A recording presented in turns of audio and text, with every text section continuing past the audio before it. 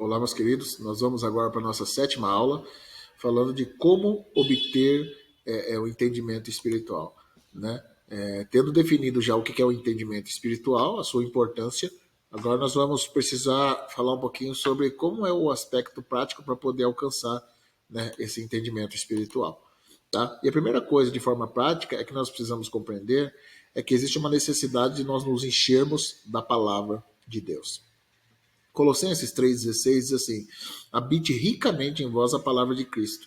Instruí-vos, aconselhai-vos mutuamente em toda sabedoria, louvando a Deus com salmos, hinos, cânticos espirituais e gratidão em vosso coração.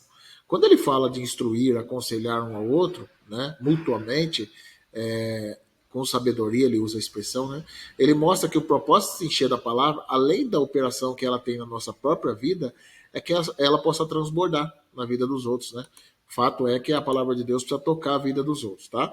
E a razão da gente buscar a palavra de Deus não é apenas para que a gente possa ter conhecimento, mas para que a gente possa tocar a vida dos outros, transbordar. Essa é uma finalidade da palavra de Deus habitando em nós, tá?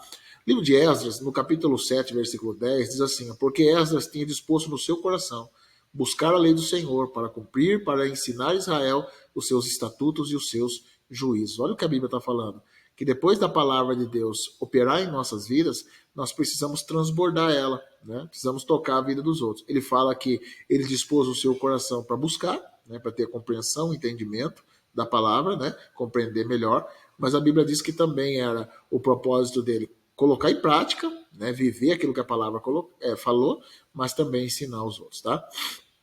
Paulo, escrevendo a Timóteo, 2 Timóteo, no capítulo 3, versículo 16, ele diz assim: ó, toda a escritura ela é inspirada por Deus e útil para o ensino, para a repreensão, para a educação na justiça, a fim de que o homem de Deus seja perfeito e perfeitamente habilitado para toda boa obra.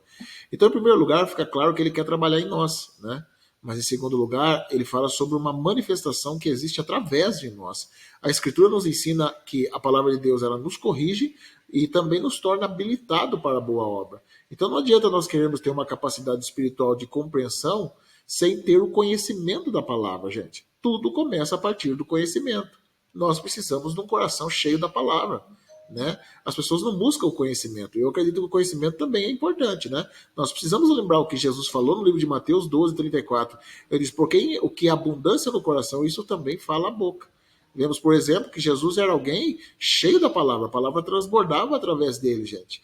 Né? Seja falando com pessoas, ensinando ou pregando, ou até mesmo no deserto. Quando o diabo vem confrontá-lo, ele sempre revela o quê? Está escrito. A expressão que está no lábio de Jesus sempre é: está escrito. Porque a responsabilidade do crente, irmão, é ter a palavra dentro do seu coração. E assim poder reproduzir, tá? Então, se dedicar à leitura da palavra é muito importante. Não somente a leitura, mas eu acredito que o exame, né, é o nível de conhecimento mais profundo. Jesus, lá no livro de João, capítulo 5:39, ele diz: examinai as escrituras, julgai ter nelas a vida eterna, e são elas mesmas que testificam de mim. Ele está falando do quê? Que o povo que tinha essa inclinação de somente conhecer, mas se dedicar ao exame detalhado, era isso que fazia a diferença. O exame minucioso, né? Então é necessário a gente entender o quê? Existe um exame. O exame ele é mais firme, né? O exame ele é mais detalhado. Então nós precisamos entender que a palavra de Deus é a matéria-prima ou a revelação espiritual que nós temos, tá? O Espírito Santo é que vai produzir isso. Lembra que a gente falou que nós temos a mente de Cristo, que o Espírito Santo, ele perscruta as coisas de Deus, é ele quem vai nos levar a esse nível de conhecimento, de entendimento. Então nós afirmamos isso, tá? E nós precisamos ter a palavra dentro de nós, o quê? Para que a gente possa ter essa compreensão, né? Então a Bíblia diz o quê? Que o Espírito Santo ele vai transformar, ele vai fazer essa palavra e vai verificar ela, vai trazer o entendimento espiritual da forma que deve ser. João, no capítulo 14, versículo 26, diz assim: mas o Consolador, o Espírito Santo, quem o Pai enviará em meu nome, esse ensinará todas as coisas, e vos fará lembrar de tudo o que vos tenho dito. Então Jesus está dizendo o quê? O Espírito Santo é que vai guiar vocês a toda a verdade. Ele vai levar vocês a tudo que eu tenho dito. É ele que vai ensinar as coisas, né? O Espírito Santo nos traz esse entendimento, gente.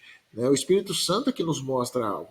João 16:12 diz algo muito interessante. Ele diz assim, ó: tenho ainda muito a vos dizer, e não podeis suportar agora. Quando vier o Espírito da verdade, ele vos guiará toda a verdade. Porque não falará de si mesmo, mas dirá tudo o que tiver ouvido e anunciará as coisas que hão de vir. Ele me glorificará, pois há de receber o que é meu e vou-lo há de anunciar. Quando eu olho para isso, quando eu olho para as Escrituras, eu entendo o quê? Está falando a respeito do quê? Da obra do Espírito Santo, daquilo que é o projeto do Espírito Santo.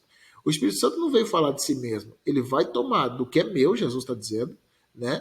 Jesus está deixando bem claro, ele vai tomar do que é meu, o próprio verbo que se fez carne habitou entre nós, e Jesus está dizendo, o Espírito Santo da verdade vai guiar vocês à verdade.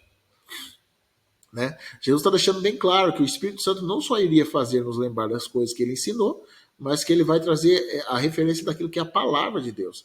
A responsabilidade do Espírito Santo, gente, em trazer toda essa revelação e compreensão de entendimento espiritual, nos leva ao propósito de compreensão daquilo que Deus quer de nós.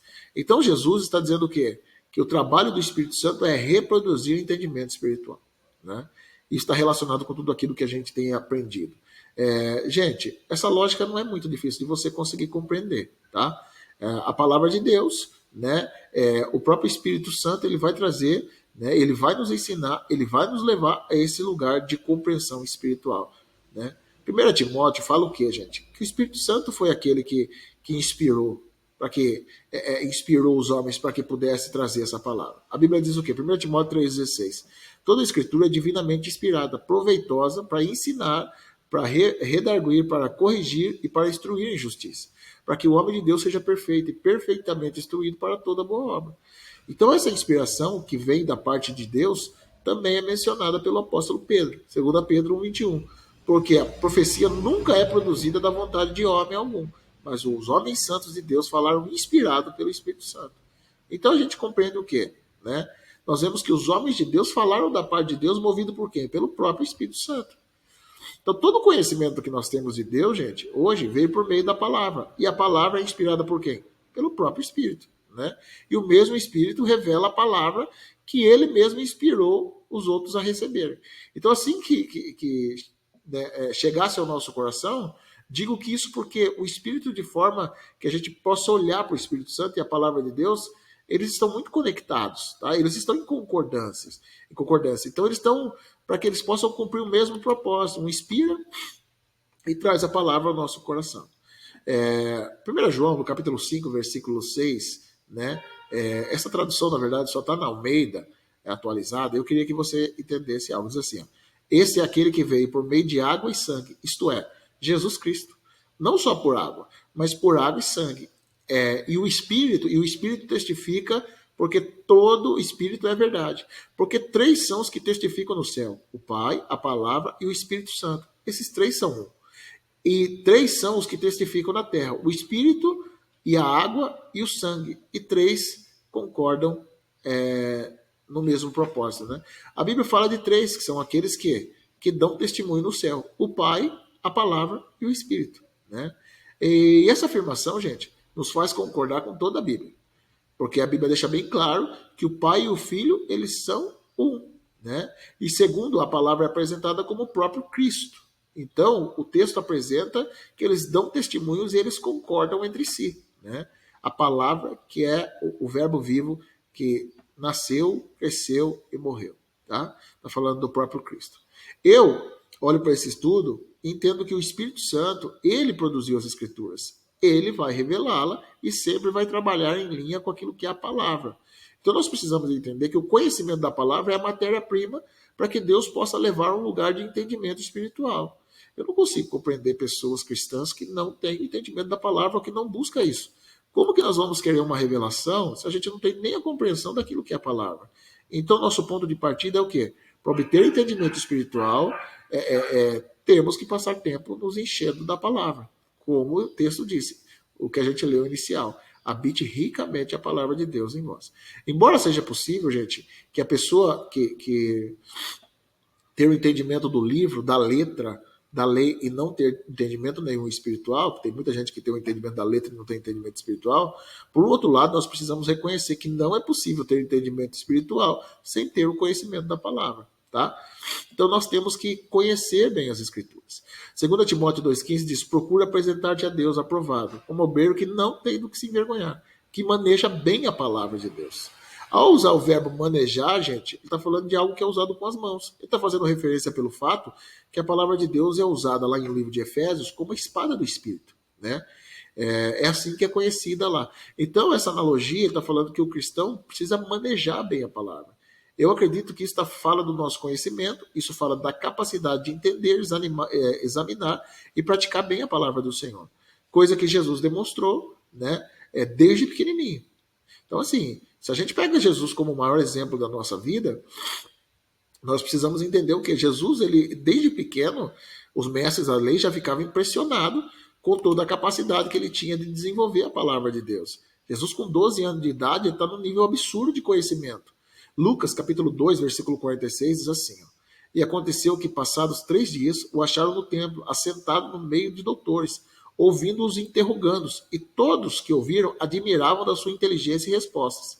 E quando viram, maravilhavam-se, dizendo, sua mãe, disse sua mãe, filho, por que fizestes assim para conosco? Eis que teu pai e estão ansiosos e procuramos. Então, assim, eles estão procurando Jesus, Jesus está lá discutindo com os caras no templo. Jesus está discutindo com os mestres da lei, com os fariseus, e está interrogando todos eles. Jesus está, e a Bíblia diz que eles estão admirados, né, pela inteligência e a capacidade de resposta que Jesus tinha. Né? Então nós precisamos ter esse entendimento da Escritura. Gente, nós precisamos ter para que isso possa nos levar a um nível mais profundo de entendimento espiritual. Tá? Porque o entendimento espiritual ele não vai cair na sua cabeça simplesmente, pronto, vai trazer um monte de coisa de revelação. A verdade, irmãos, é que a gente precisa ter conhecimento da palavra. E o próprio Espírito Santo, ele vai fazer essa palavra, né, ser entendida de uma forma espiritual. Nós vamos ter uma revelação daquilo que é a parte de Deus. Gente, nós precisamos da palavra. A palavra nos impede de errar, por exemplo. A Bíblia diz que conhecer as Escrituras nos ajuda a não errar. Né? A Bíblia fala em Mateus 22, 29, errai por não conhecer as Escrituras.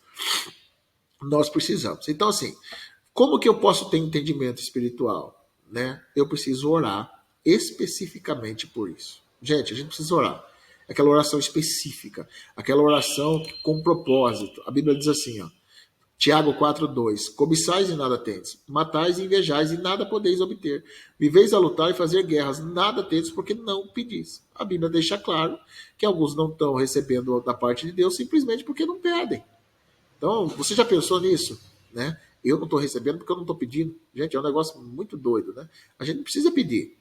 Para a gente poder entrar no entendimento espiritual, a gente precisa orar por isso. Deus, eu quero. Por isso que o salmista diz lá no Salmo 119, 18, desvenda os meus olhos para que eu contemple as maravilhas da tua lei. O salmista está pedindo o quê? Deus, tira remove esse véu, faz a remoção desse véu. Eu preciso ter esse entendimento espiritual, eu preciso ter os olhos iluminados, eu quero entender melhor a tua lei, eu quero ter... Gente, é uma oração específica. Agora, isso aí não é uma oração só do salmista, não é uma oração só do Velho Testamento. Você vê isso sendo tratado no Novo Testamento. Efésios capítulo 1, versículo 16, diz assim, não cesso de dar graças a Deus por vós, lembrando-me das minhas orações. Aqui ele mostra que ele está falando do assunto de oração.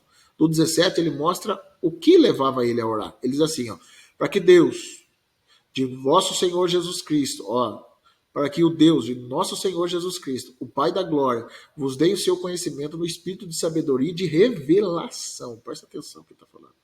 Tendo iluminado os olhos do vosso entendimento, para que saibais qual seja a esperança da sua vocação, quais as riquezas da sua glória e herança nos santos. Então ele está falando de um nível de conhecimento revelado, que nos leva que pode vir através da oração, e deve vir através da oração. A Bíblia diz assim, ó, e qual é sobre a excelente grandeza do seu poder sobre nós, o qual cremos, segundo a operação da força do seu poder. Então ele fala de características dessa revelação. Ele fala da esperança do seu chamamento, ele fala da riqueza da sua glória, e ele também fala da suprema grandeza do seu poder, para que nós cremos. Então aqui ele está falando do quê? De entrar num nível mais profundo de compreensão e entendimento. Gente, não é algo natural. A gente precisa orar por isso. Ele diz que isso acontece quando os olhos do nosso coração são iluminados.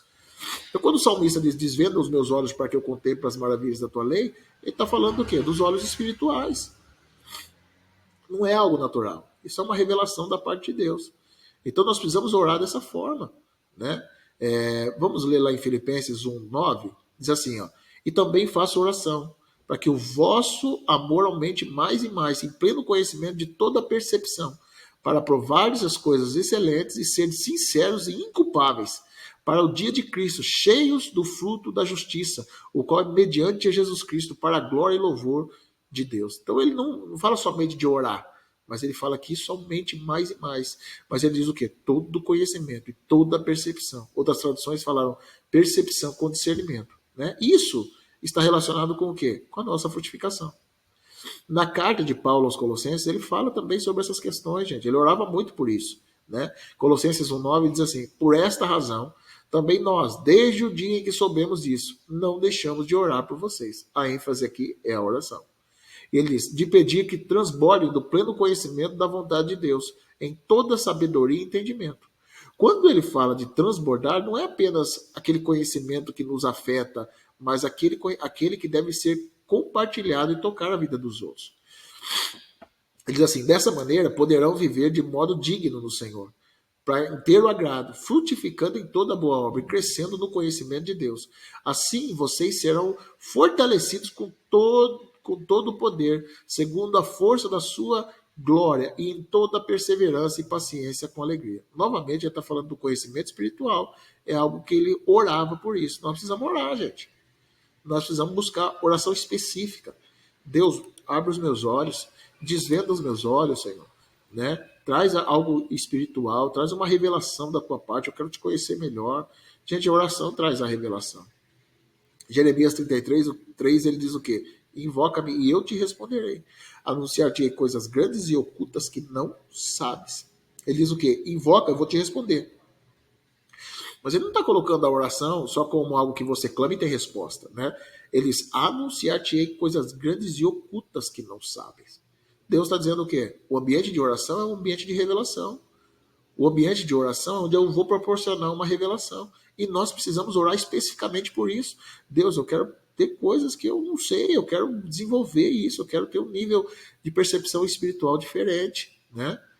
Então, assim, outro tipo de oração que vai nos afetar muito forte é a questão da oração em línguas. Isso vai trazer uma revelação diferente. Né? 1 Coríntios 14, 18, Paulo diz o seguinte, dou graças a Deus porque falo em outras línguas mais do que todos vós. Paulo está dizendo o quê? Se juntar todos vocês falando em língua, né, eu sou o que gasta mais tempo. Eu sou aquele que tem mais intensidade nesse nível. Ele não está falando só que ele fala mais do que todos eles, mas ele está falando que ele dá graças a Deus por isso. Por quê? Porque a oração em línguas é uma ferramenta transformadora de edificação, gente. 1 Coríntios 14, 4, ele diz, o que fala em língua edifica-se a si mesmo, né? Mas o que profetiza edifica a igreja. A razão pelo qual ele dizia que ele era grato é porque ele estava vivendo um nível de edificação e crescimento diferente. O termo edificar fala o quê? Construir. Então ele está falando de um crescimento, de uma edificação que a oração em línguas traz. Então essa oração diretamente associada com o Espírito Santo vem habitar em nós, gente. Para quê? Para que a gente possa desenvolver aquilo que é a mente de Cristo. Nós não podemos compreender a palavra de Deus sem a ação do Espírito Santo. E é Ele quem fala, é Ele que vai nos guiar, é Ele que vai trazer entendimento. O Espírito Santo nos trouxe essa ferramenta poderosa de edificação. Paulo, em 1 Coríntios 14, 2, ele fala algo muito interessante. Ele diz assim, ó, pois quem fala em língua não fala a homens, senão a Deus, visto que ninguém o entende. E no Espírito fala mistérios. A tradução inglesa traduziu essa palavra mistério como segredos divinos. Né? Então, falar em línguas tem muitos benefícios, mas um deles é trazer os segredos de Deus para dentro de você. São verdades da palavra de Deus que é transmitida diretamente por ele. Então, ele está falando do quê? De coisas espirituais que você consegue entender só pelo lado espiritual, tá? Não do lado daquilo que é natural. Tá? Então, assim, eu acredito que o propósito de Deus é que a gente possa cumprir aquilo que ele estabeleceu para nós. Gente, quando a Bíblia fala sobre a questão de falar em línguas, isso é algo do Novo Testamento. Você não vê no Velho Testamento, a não ser quando Paulo fala, que ele cita o livro de Isaías, quando ele fala sobre o orar em línguas, e ele fala também sobre que Deus desejaria falar em línguas ou através dos lábios gaguejantes. Ele cita esse texto de Isaías. E eu acho esse texto tão importante, gente. Por quê? Porque através dessa citação a gente consegue entender o que ele estava querendo dizer nessa época. Tá? Vamos ler o texto. Isaías capítulo 28, versículo 7. Diz assim, ó, mas também esses cambaleiam por causa do vinho, e não pode ter-se em pé por causa da bebida forte. E o sacerdote e o profeta cambaleiam por causa da bebida. Então ele está falando do quê? Do sacerdote e do profeta que está cambaleando, tá?